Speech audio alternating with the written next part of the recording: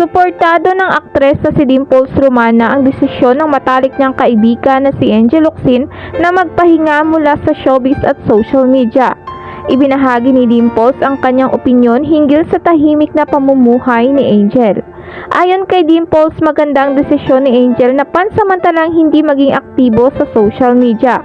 Sa panahon ngayon kung saan maraming negatibong balita, nakakatulong umano ang pagdistansya ni Angel mula rito upang mapanatili ang kanyang privacy at magkaroon ng oras para sa sarili. Anya, hindi siya nagso-social media. I think it is a wonderful choice. Because ngayon din, di ba, a lot of the news are also. Ako nga sometimes when I watch the news, I feel anxious. I feel worried for the future. So it's nice that she's taking this time off for herself.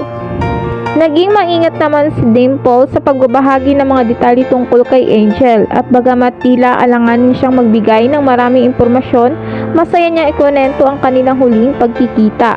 Anya, nakita niya si Angel sa isang meal na magkasama silang nagdiwang ng kaarawan ni Angel noong April 23. Masaya si Dimples na makita ang kanyang kaibigan na tahimik at kontento sa kanyang buhay at naniniwala siyang ang desisyon ni Angel na bigyan ng sarili ng oras at espasyo ay isang magandang hakbang para sa kanyang kalusugan at kasiyahan.